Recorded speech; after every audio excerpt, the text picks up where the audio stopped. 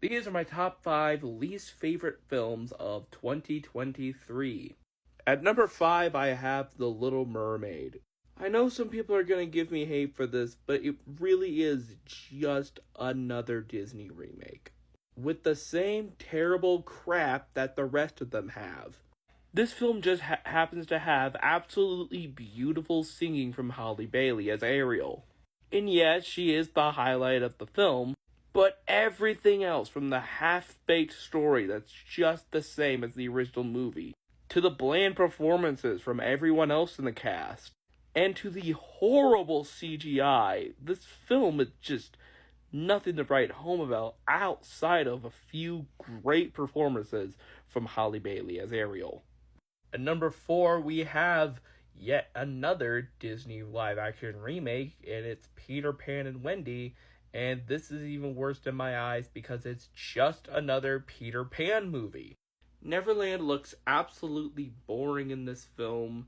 Everyone in this film acts like they come from the University of Underacting, and they don't even have the same actor as Captain Hook and Mr. Darling, which is like the big thing that every adaptation is supposed to do.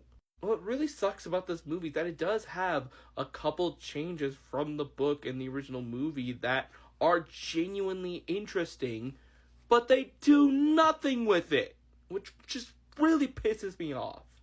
For number 3, I have Ruby Gillman, Teenage Kraken.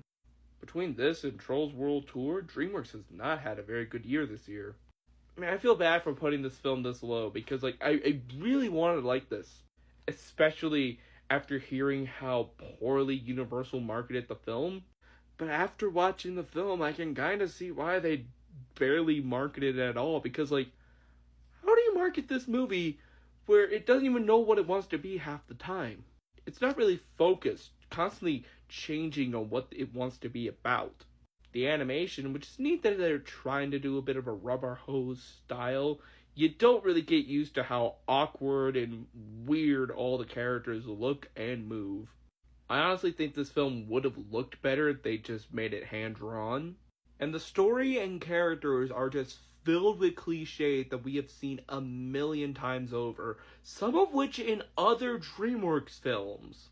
So I have Quantumania as number 2 for my worst of the year. And it's because this movie could have been something really special. It could have been something really dark. Could have taken the Ant-Man movies to the next level.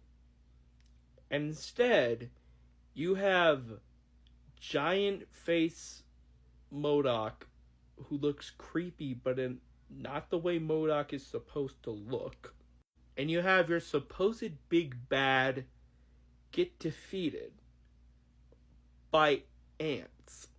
There's a lot of reasons why this movie doesn't work, but I want to briefly bring up on how in every MCU third entry before this, the characters lost something.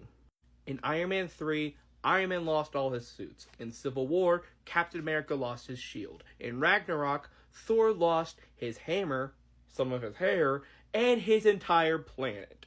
In Infinity War, the Avengers lost half of their lives and their fight against Thanos.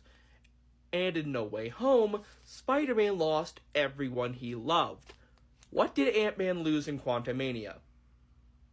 Nothing. Even the Marvel movie that came out directly after this, Guardians of the Galaxy Volume 3, showed the Guardians losing the family they made along the way by going their separate ways. Plus, Peter had to learn to let go of Gamora, so he lost her. Good movie. I made a video about it. Go watch it.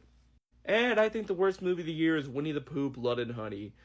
Such a waste of material. Such a missed opportunity. A complete bore fest, really. The concept of Winnie the Pooh and Piglet as horror movie killers got completely wasted in this film. All this is just a cheap, low-effort cash grab meant to roll in bank on the Winnie the Pooh name. And it's pointless shock value, too. Oh, you bet you didn't expect Winnie the Pooh to do this. I just hope the sequel's better. So those are my picks for the top 5 worst films of 2023. What do you guys think of it? What are your least favorite films? And stay tuned for my picks for the top 5 best films of 2023.